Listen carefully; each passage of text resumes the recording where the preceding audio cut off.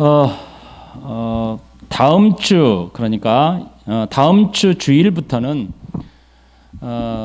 정확하게 이 3층 본당에서 드려지는 예배 인원이 저를 포함하여 20명이 넘지 않게 통제하겠습니다. 그래서 19명까지 본당에 입장을 할 수 있고요. 그리고 19명 이후는 2층으로 예배를 드릴 수 있도록 2층에 준비를 해놓겠습니다. 그래서 미리 오시는 분들 순서대로 19명까지 예배당에서 3층에서 예배를 드리고요. 그리고 나머지는 2층에서 의자를 배치해 놓을 테니까 나머지는 2층에서 예배를 드리겠고요. 반드시 기억해야 합니다. 이 방역은 저희 교회만 하는 게 아니고 전국적인 방역이 진행이 됩니다. 그래서 오늘도 이렇게 예배 인도자, 반주자, 그리고 촬영, 방역 담당자, 그리고 기도자 이렇게 5명이 모여서 예배를 드려요. 그만큼 아주 중대한 시기라는 뜻입니다. 다음 주에 방역 담당자는 반드시 10시 30분까지 참석을 하셔야 합니다. 만약 참석하지 않는다면 저희 교회 방역 시스템 자체가 이루어지지 않는 걸로 오해할 수 있으니까 반드시 참석을 하시고, 그리고 예배를 드리는 자들은 미리 이 본당에 19명까지 참석을 할 수 있고 나머지는 2층에서 예배 드리고요.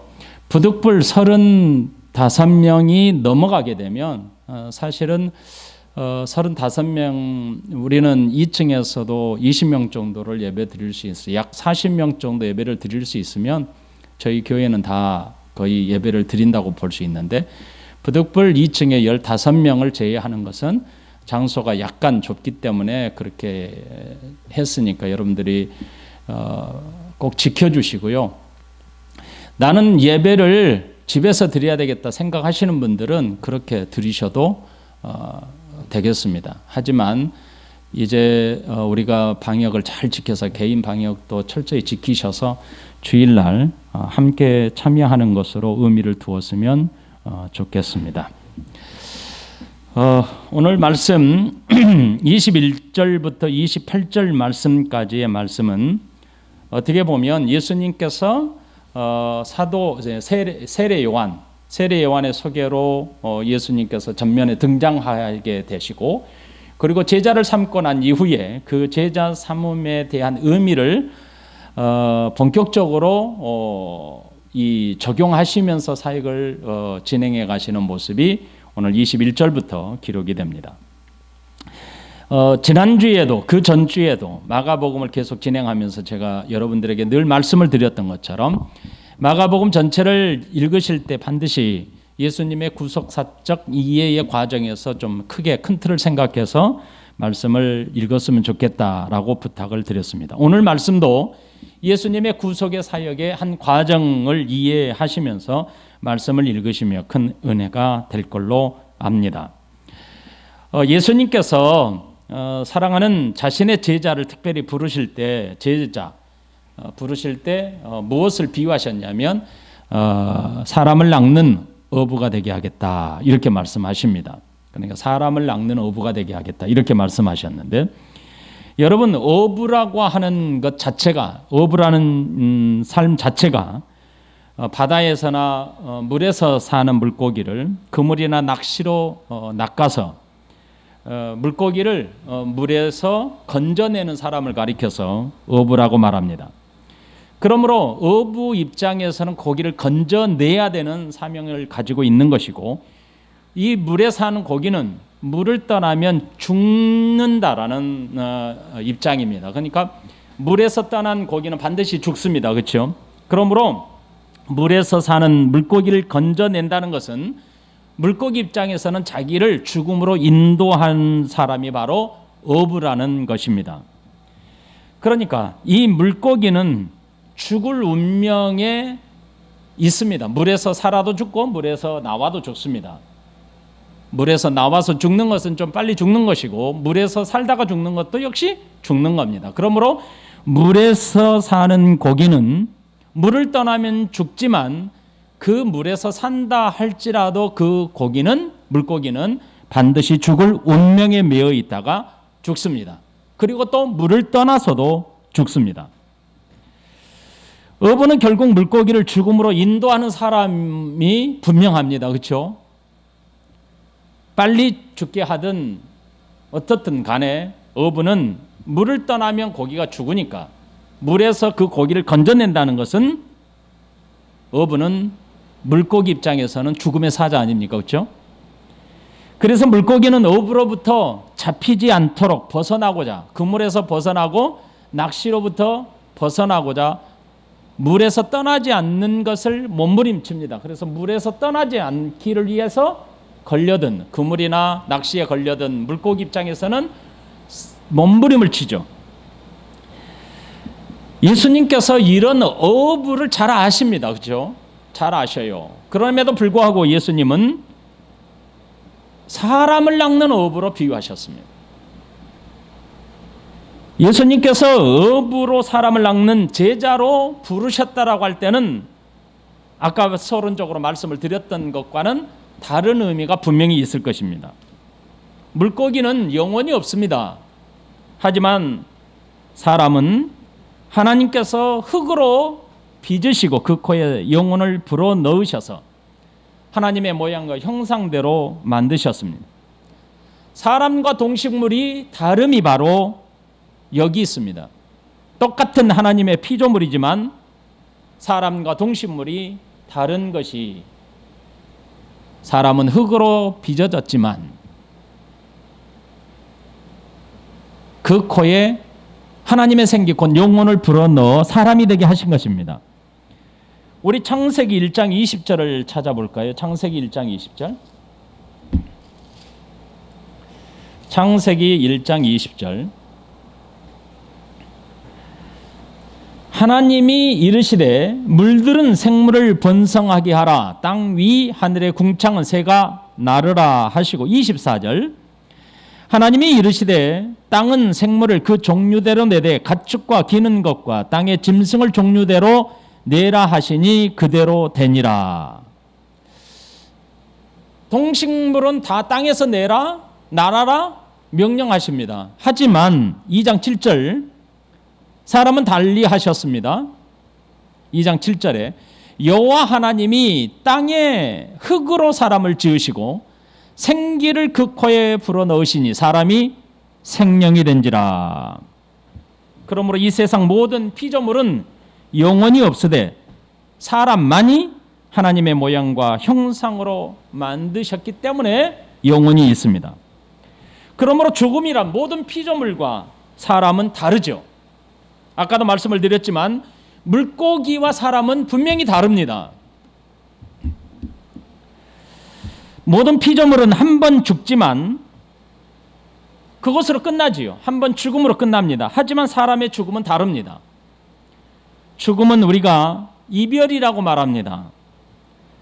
첫 번째 죽음은 육신과 우리의 영혼의 이별입니다. 그리고 두 번째 죽음은 우리의 영혼이 지으신 하나님과의 영원한 이별을 가리켜서 영적 이별, 죽음이라고 말합니다. 우리의 영혼이 육신을 떠나는 것은 우리가 생각하는 일반적인 죽음, 이것에 해당됩니다. 하지만 영혼은 소멸되지 않습니다. 하나님이 그 코에 생기를 불어넣으셨기 때문에 우리의 사람의 영혼은 소멸되지 않습니다. 그러므로 영혼은 하나님의 곁으로 가거나 하나님이 없는 곳으로 가게 되어 있습니다. 이게 바로 동식물, 모든 피조물과 사람의 차이입니다. 우리는 지옥으로 가야 하는 것으로부터 반드시 건져내짐을 통해서 구원을 받아 영생을 얻어야 합니다. 영생 곧 하나님의 곁으로 가는, 하나님과 영원토록 함께 사는 그것이 바로 영생 아닙니까? 이 세상은 인간의 타락으로 말미암아 하나님으로부터 떠나 있는 곳입니다. 결국 죽으면 사망에 매여 있기 때문에 영원한 사망, 곧 지옥에 떨어지는 운명을 갖고 태어나고 그 운명을 갖고 살아갑니다. 모든 사람이 지옥 형벌에 처할 사람으로 태어납니다. 여러분이 잘 아는 것처럼 왜 그런가? 사망에 매여 있기 때문이죠. 물고기가 바다에 매여 있다가 살다가 죽으면 끝이 나거나, 물고기가 어부로부터 낚시를 당하거나 그물에 걸려서 물을 빠져나와도 죽음으로 끝납니다. 같은 이치입니다. 우리 사람은 물고기가 물에 매어 죽는 거나 매 일반입니다. 우리는 사망에 매어 있기 때문에 우리는 사망에서 벗어나지 못하면 우리는 반드시 죽음에 이릅니다. 동식물과 다른 모든 피조물과 사람이 다른 것은 딱 한 가지입니다. 우리의 영혼은 죽지 않는다는 겁니다. 그러므로 우리 인간은 두 번 죽습니다. 첫 번째, 우리 이미 죽었습니다. 죄에 매여 사망에 처해 있는 죽을 인간으로 태어나고 죽습니다. 이게 첫 번째 죽음이고, 두 번째로는 하나님과의 영원한 이별입니다. 하나님이 없는 지옥으로 떨어지는 것이 죽음입니다. 그러므로 물고기는 한 번 죽음으로 물에서 죽으나 무트로 나오나 죽음으로 끝납니다. 사람은 다르죠. 사람은 사망에 매여 있기 때문에 그 사망에 매여 있으므로 육신과 영혼이 이별되어 죽고 난 이후에 하나님과 영원히 떨어지는, 지옥으로 떨어지는 그 죽음에 들어가게 됩니다. 이것이 사람의 운명입니다. 그렇게 정해져 있는 겁니다. 죄에 빠진 인간은 사망에 매여 있기 때문에 사망으로부터 빠져나올 수가 없습니다. 사망에 매여 있다가 영혼과 육신이 떠나면 영원한 죽음에 이르는 것이 사람입니다. 이것이 사람에게 처한 영적 죽음, 영적 사망이라고 합니다. 그렇다면 예수님께서 자신의 제자를 부르실 때 사람을 낚는 어부가 된다라고 할 때 그 의미는 무엇이겠습니까?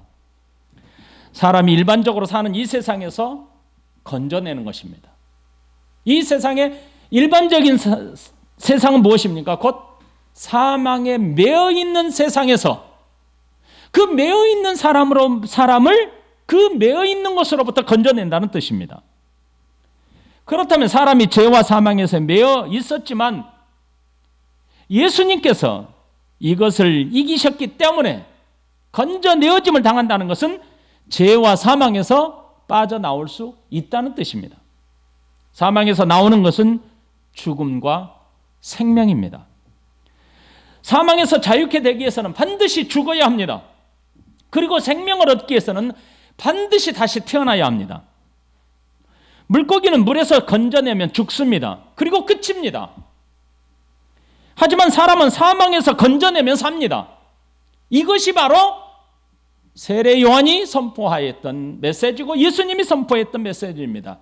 그게 바로 회개하라, 그리고 복음을 믿어라, 이렇게 외치신 메시지입니다.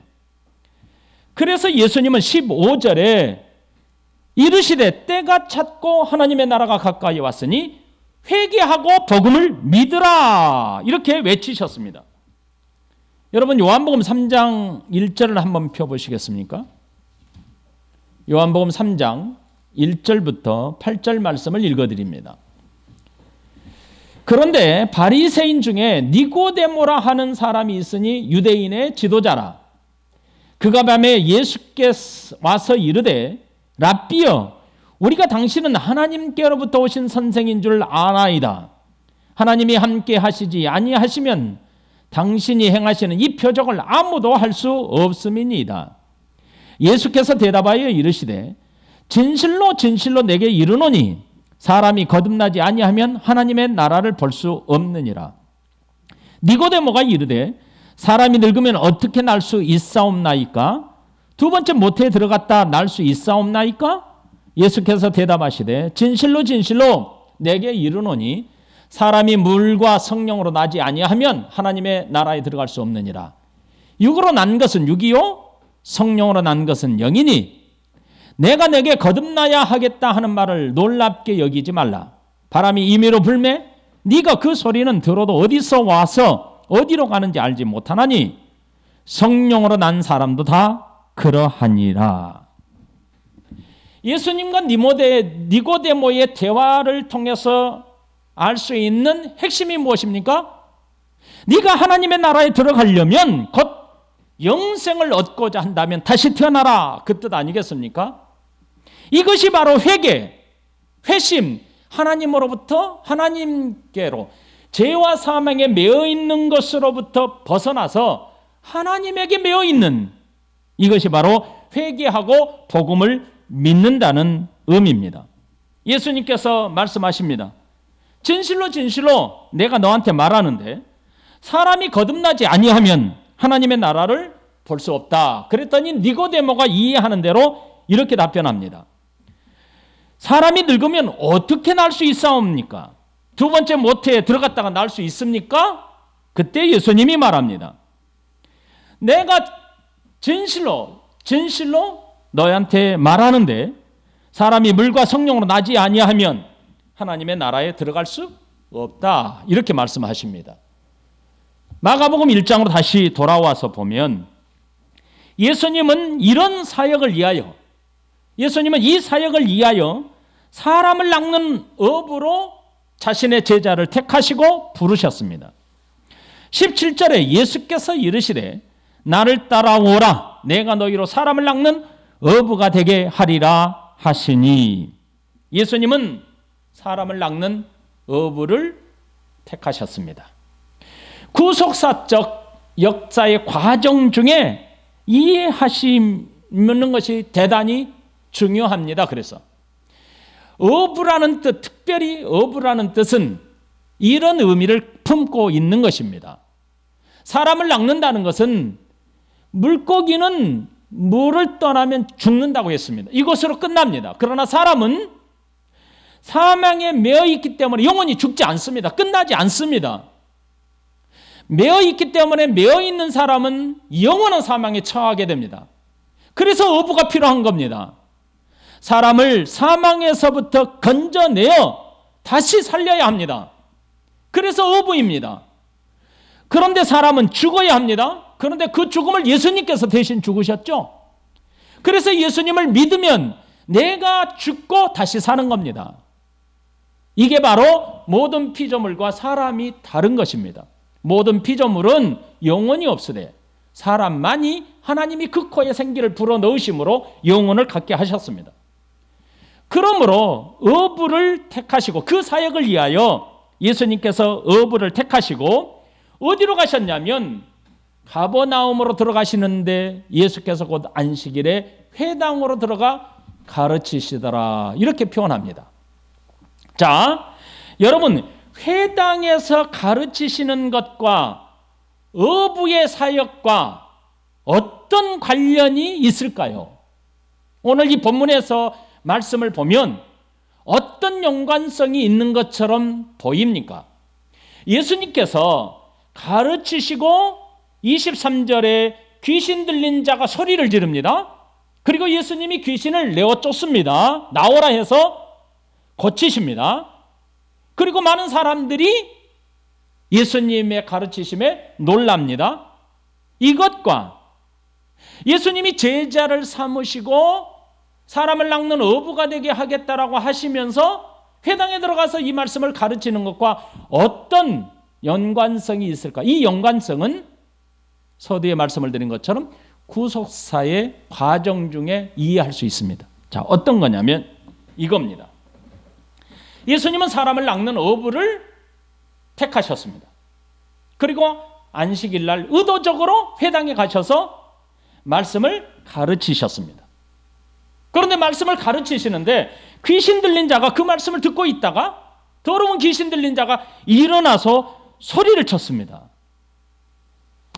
우리와 당신이 무슨 상관이 있습니까? 라고 말합니다. 우리를 멸하러 왔나이까? 나는 당신이 누구인 줄 압니다. 하나님의 거룩한 자입니다. 라고 소리를 칩니다. 모든 사람들은 다 그 사람이 어떤 사람인지 알 수 없었습니다. 회당에 앉아있다는 것은 누구도 그 사람이 귀신 들린 사람인지 알지 못했습니다. 예수님의 말씀을 듣고 그가 그 정체를 드러낸 것입니다. 그래서 더러운 귀신 들린 자가 갑자기 소리를 지릅니다. 예수님의 말씀을 듣고 갑자기 소리를 지르면서 말합니다. 당신과 나와 무슨 상관이 있습니까? 예수여, 우리와 당신과 무슨 상관이 있습니까? 이것은 몰라서 질문하는 게 아니죠. 안다고 했습니다. 예수님이 어떤 분인지 알았고 그 귀신은 이미 다 알고 있습니다. 그래서 반문하는과 동시에 그 대답을 선언하는 것입니다. 예수님, 당신이 회당에서 가르치시는 것은 우리와 상관이 있습니다. 우리를 멸하기 위해서 오신 것 아닙니까? 하나님의 거룩한 자입니다. 하나님이십니다. 거룩한 자는 하나님밖에 없거든요. 이렇게 다 아는 것을 누구의 입을 통해서 선언하게 했냐면 더러운 귀신 들린 자를 통해서 선언하게 하셨습니다. 그러자 예수님은 뭐라고 하시냐면 꾸짖어 잠잠하라 하십니다. 꾸짖어 잠잠하라. 그랬더니 귀신 들린 사람이 경련을 일으키고 귀신이 그 사람으로부터 소리 지르며 나왔습니다. 그랬더니 모든 사람들이 깜짝 놀랐습니다. 이 본문의 내용은 제가 다음 주에 좀 더 상세하게 우리 성도들이 현장에서 예배당에서 좀 더 상세하게 듣도록 다시 말씀을 드리도록 하겠습니다. 이 말씀은 구속사적 입장에서 전체 과정에서 본문을 이해하셔야 합니다. 제자를 삼으셨습니다. 어부로 삼으셨습니다. 어부로 삼으셨다는 것은 물고기를 낚아내듯 죽음에 있는 물고기를 건져내듯 물속에서 건져내듯 사망에 매여 있는 이 세상에 매여 있는 사람들을 그 사망으로부터 건져내야 합니다. 그런데 모든 피조물과 사람은 다른 것이 모든 피조물은 죽음으로 끝나지만 사람은 죽어야 다시 사는 겁니다. 사망에 매여 있다는 것은 사망에 처해 있다는 것입니다. 사망으로 끝나야 사망이 해결됩니다. 그런데 인간은 사망으로 내가 죽는다 해서 그 사망이 문제가 해결되지 않습니다. 그래서 예수님이 십자가에 피 흘려 죽으심으로 사망을 깨뜨리셨습니다. 그러므로 사망을 해결하신 거죠. 내가 이 세상에서 매여있던 사망에서 내가 건짐을 받는다는 것은 이 사망의 문제를 해결하신 예수 그리스도 앞에 내가 죽을 사람이었습니다라고 고백하고 생명을 주신 예수님을 믿는다는 뜻입니다. 그게 바로 회개하고 복음을 믿는다는 것입니다. 그래야 내가 삽니다. 그래서 예수님은 니고데모에게 말씀하신 것처럼 네가 다시 거듭나야 한다. 네가 다시 태어나야 한다 라고 말씀하셨는데 사망에 매여있는 사람 이게 무슨 뜻인지 몰라요. 그래서 묻습니다. 내가 엄마 뱃속에 다시 들어갔다 나와야 합니까? 라고 묻습니다. 예수님이 말씀하십니다. 물과 성령으로 거듭나지 않으면 라고 말씀하십니다. 예수 그리스도께서 이루신 십자가의 구속의 은혜로 말미암아 우리가 그 은혜를 입지 않으면 하나님의 나라에 들어갈 수 없다. 이렇게 말씀. 그래서 어부를 택하시고 이 어부를 택하시면 바로 이 구속사의 과정에서 이 사역을 감당하기 위하여 예수님이 사역을 하신 겁니다. 그리고 난 뒤에 이것이 공식적으로 선언되고 선포했던 것이 바로 어디냐면 회당입니다. 회당에 들어가셨어요. 말씀을 가르치셨습니다. 그런데 이 말씀이 큰 권세로 나타납니다. 회당에서 가르치시는데 그 교훈의 논란이, 이 교훈은 진리예요, 진리. 말씀입니다. 교훈의 논란이 이는 그가 가르치는 것이, 자 보세요. 진리, 하나님의 말씀을 가르친다는 것은 해석한다는 뜻이죠. 해석한다는 거예요. 그 하나님의 진리의 말씀을 사람들에게 해석해요. 이것이 무슨 뜻인가 해석하는데 그 해석하는 그 권위가 있다라면, 이 권위 있다는 말 자체가 무슨 뜻이냐면 원어적으로 이해하면 원저자의 뜻을 정확하게 드러낸다는 뜻입니다. 그게 바로 권위입니다. 권위 있는 해석, 그래서 권위 있는 해석이라고 할 때 원저작자의 의도가 무엇인지, 하나님의 진리에 하나님이 저자이신데 그 하나님의 저자이신 하나님의 뜻이 무엇인지 사람들에게 정확하게 설명을 하고 해석해 주니 사람들이 다 놀라는 겁니다.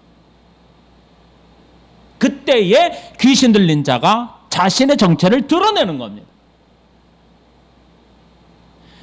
그런데 예수님께서 이 말씀을 나누실 때 어디에서 하셨냐면 회당에서 하셨습니다. 회당. 자, 여러분, 회당에 대해서 잠시 생각을 하고 오늘은 말씀을 맺어야 될 것 같습니다. 여러분, 회당은 유대인들에게 있어서 예수님의 공적 사역이나 사도들의 사역이 있어서 회당은 대단히 중요한 역할을 감당했던 장소입니다. 21절에 예수께서 안식일에 회당에 들어가셨더라. 그러므로 예수님 당시나 사도들이 사역했던 그 당시의 회당은 대단히 중요했다는 것을 볼 수 있습니다. 왜냐하면 예수님이 안식일에 가셔서 회당에서 말씀을 전하셨거든요. 그러면 회당이라는 뜻이 뭘까? 회당이라는 뜻은 모이는 장소를 의미합니다. 어떻게 보면 회당, 모임의 그 자체를 가리키기도 하고 모이는 장소를 가리키기도 합니다. 그래서 사람이 모여있는 곳 회당, 아니면 사람이 모여있는 장소 곧 건물을 뜻하기도 합니다. 이게 나중에 교회와 회당 교차적으로 쓰이기도 해요, 성경에.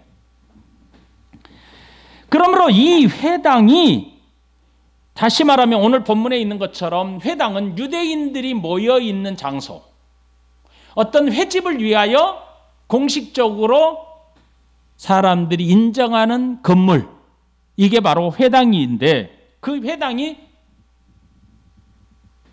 오늘 말씀이 선포되는 곳이었죠. 그런데 신기하게 예수님 당시에 회당도 있었고 성전도 있었어요. 그렇죠? 그러면 이 회당이, 성전이 있는데 왜 회당이 또 필요했을까? 자, 예수님 당시에 성전에서 제사를 드리는 예배가 있었어요. 그런데 회당에서 또 하나님의 말씀을, 안식일에 또 하나님의 말씀을 가르치고 있었네요. 그러니까 예수님 당시는 성전도 존재했고 회당도 존재했다는 거예요. 그러면 회당이 언제부터 탄생했을까? 성전은 다윗이 하나님 앞에 기도하여 솔로몬 때에 이루어진 성전, 그 전에는 천막이었죠. 천막, 회막이라고 하기도 하는 천막, 예배의 장소 천막. 솔로몬의 시대에는 지어진 성전, 지어진 회막, 건물로 지어진 거죠. 여기서 예배를 드렸죠. 쭉 오다가 회당이라는 것은 존재하지 않아요. 그런데 역사 가운데 회당이라는 모임이 언제부턴가 등장했단 말이죠. 예수님 당시에 성전과 회당이 동시에 존재했으니까. 그러면 그 회당이 언제 있었을까? 이것은 바로 역사 가운데 살펴봐야 되는데, 성경의 역사 가운데 이 회당이 탄생했던 곳이 어디냐면 바로 바벨론 포로 이후입니다. 여러분이 잘 아는 것처럼 바벨론은 586년에 하나님의 백성들이 바벨론에 의해서 철저하게 유린당하고 성전이 파괴되고 끌려갔습니다. 포로로 끌려갔어요. 그러면 예배할 수 있는 장소가 사라졌잖아요. 하나님께 예배드릴 수 있는 장소가 사라졌어요. 그래서 이 백성들은 선지자들의 외침, 이사야나 예레미야 선지자들의 외침에 따라서 약속을 기다립니다. 그리고 철저히 자기 반성이 일어납니다. 그 반성이 무엇이냐면, 우리가 하나님의 말씀을 지키지 못하였기 때문에 우리가 이렇게 철저하게 바벨론에 의해서 철저하게 파멸되고 패망하고 성전까지 파괴되었으니, 선지자들이 약속한 바와 같이 하나님이 회복하시는 그때까지 우리는 말씀을 다시 낭독하고 말씀을 가르치고 말씀을 부여잡고 그래서 율법을 부여잡는 은혜에 저들은 뛰어들었습니다. 그래서 하나님의 백성들이 성전을 대신하여 율법을 가르치는 장소, 성도들이 믿음의 하나님의 백성들이 성전을 대신하여서 모이는 장소, 그걸 만들었는데 그게 바로 회당인 겁니다. 그래서 바벨론 포로 이후에 예배 제사 제도가 이루어져야 되는데 그게 사라지고 성전이 회복이 될 때까지 사라지고 그 성전의 제사의 의미를 유지하기 위해서 포로된 백성들이 포로기에 있을 때 만드는 것이 바로 회당입니다. 그래서 이 성전의 모든 기능들을 다 회당에서 의미를 부여해서 말씀을 가르치고 백성들의 교제를 나누고 하나님의 나라의 백성으로서 정체성을 잃어버리지 않도록 하기 위하여 몸부림치던 장소가 바로 회당입니다. 그래서 이 회당에서 첫 번째로 했던 일이 예배입니다. 하나님께 예배드리는 장소. 예배는 바로 율법을 낭독하고 율법을 해석하고 기도문을 낭독하고 백성들이 함께 모여 하나님께 기도하는 찬송과 기도하는 오늘날 예배의 형태가 점점 발전되기 시작한 겁니다. 그런데 당시에 예수님께서는 안식일에 가셨다고 그랬어요. 이 안식일은 토요일이거든요. 오늘날 요일로 따지면. 안식일에 회당에 가셨는데 이 안식일에 갔다는 것은 예수님이 오실 때에 예수님이 사역을 하실 때에 안식일은 바로 유대인들 성경적으로 보면 하나님이 6일 동안 창조하시고 마지막 날 제7일에 안식하셨더라 해서 그 안식일 제7일 안식일 오늘 제7일 안식교 이거는 의미가 다릅니다. 7일째 되는 마지막 날 7째 날 안식하심으로 우리에게 그 안식의 의미를 갖게 하셨습니다. 그래서 창조의 원리에 따라서 이 당시의 유대인들은 무엇을 지켰냐면 바로 안식일을 지켰습니다. 그래서 안식일 그러면 창조의 의미에 따라서 지켜낸 요일입니다. 그런데 예수님은 그때에 백성들이 하나님을 공경하고 하나님을 예배하는 그 장소였던 회당에 가서 하나님의 말씀을 가르쳤습니다. 성전에서도 여전히 제사를 드리고 있었지만 회당에서 백성들이 모여서 예배하고 있는 오늘날 예배의 형태를 가지고 있는 말씀이 낭독되고 말씀이 해석되고 기도가 되어지고 찬송이 있던 그곳에 가서 예수님이 말씀을 전한 것입니다. 여러분 초기에 회당이 처음 세워질 때는 회당이 예배의 장소였고 백성들을 교육하는 장소였고 백성들이 함께 교제하는 장소였고 그리고 나그네를 섬기는 장소였고 여러 가지 기능을 하고 있었습니다. 그래서 예수님께서도 회당에 가셔서 말씀을 전하고 사도들도 회당에 가서 말씀을 전하고 이럴 수 있었습니다. 그런데 회당 그러면 성전에는 누가 있어요? 제사장이 있죠. 성전에는 제사장이 있어요. 그리고 1년에 한 차례 모든 백성들의 죄를 짊어지고 하나님께 나아가는 지성소로 나아가는 대제사장이 있었습니다. 그러면 회당에는 회당장이 있었습니다. 이 회당장 여러분이 잘 아는 성경에 나와 있는 예수님 당시에 말씀하고 있는 회당장 야이로 그리스보 사도행전에 나오는 그리스보 그리고 사도행전에 소스데네 이런 사람들이 회당의 모든 역할을 총괄했었습니다. 그런데 성전은 예루살렘 한 군데만 있습니다. 예루살렘에 한 군데만 있어요. 하지만 회당은 유대인들이 가는 곳마다 세운 게 회당입니다.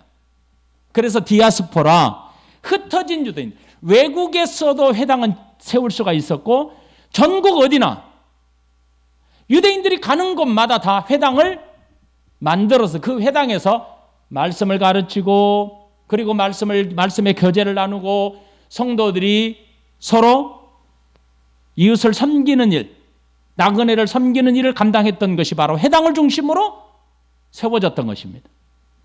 이것은 성전에 와서 예배를 드릴 수 없는 사람들이 거리 여러 가지 환경 때문에 회당에서 대신 예배를 드리다가 1년에 3차례는 반드시 성전에 와서 저들은 예배를 드릴 수 있었습니다. 이런 목적으로 회당을 세웠는데 그 회당에서 무엇을 했었냐면 회당장이 예배를 인도할 때에 찬송과 기도 그리고 율법서를 낭독하고 그리고 그 율법서에 낭독하는 자가 설명을 하죠. 이때에 오늘 21절에 보면 예수님께서 안식일에 회당에 들어가서 뭐 하냐면 교훈을 가르친다. 여기서 교훈은 진리, 말씀을 가르치니 그랬어요. 그 가르치는 권세가 남달랐더라. 이렇게 표현합니다. 그러니까 그 권세가 다른 사람들은 당시에 유대 사이에서 말하는 서기관들, 주로 서기관들이 말씀을 복사하고 말씀을 가르쳤는데 랍비라고 하는 랍비 제도가 있어서 말씀을 가르치는 자들이었는데 이런 가르치는 자들은 예수님이 가르치는 것과 많이 다르다라는 것을 알고 놀랬다는 것입니다. 그 가르치는 것이 무엇이었느냐는 것은 정확하게 나와 있지 않아요. 하지만 가르치는 그 권세에 반응하는 사람들의 모습을 보면 그게 무엇냐 말이죠. 그게 더러운 귀신이 자신의 정체를 드러낸다. 어부가 뭐라고 그랬습니까? 어부가 뭐라고 그랬어요? 사람을 낚는 어부가 뭐라 하겠습니까? 사망에 매어 있는 사탄의 종노릇, 사탄에 매어 있는 자를 그 사망으로부터 건져낸다고 그랬죠. 건져냄으로 죽는 게 아니고 산다고 그랬죠. 영원히 산다고 그랬죠. 이게 바로 회개하고 복음을 믿으라고 하는 예수님의 메시지라고 그랬죠. 그러면 예수님이 무엇을 가르치셨는가? 예수님이 회당에서 가르치는 메시지가 뭔가는 성경에서 기록되고 있지는 않지만 사탄에 매어 있는 자가 자기 정체성을 드러내고 왜 우리와 당신이 상관하여 우리를 멸하고 당신은 하나님이신데 왜 이 세상에 오셔서 우리를 괴롭힙니까? 이런 메시지죠. 그러니까 결국은 예수님이 전한 메시지는 어부를 택하시고 그 사명을 주신 메시지와 일맥상통한단 말이죠.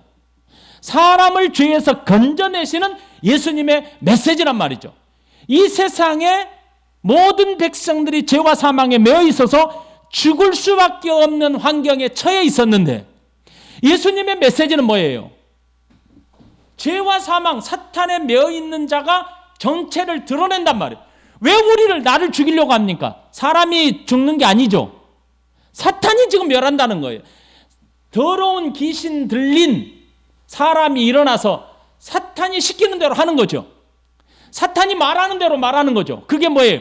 사탄 자신이 예수님, 당신은 나와 무슨 상관이 있길래 나를 멸하려고 합니까? 라고 하는 외침이죠. 그런데 예수님은 사탄을 멸하는 게 중심이 아니고 뭐예요?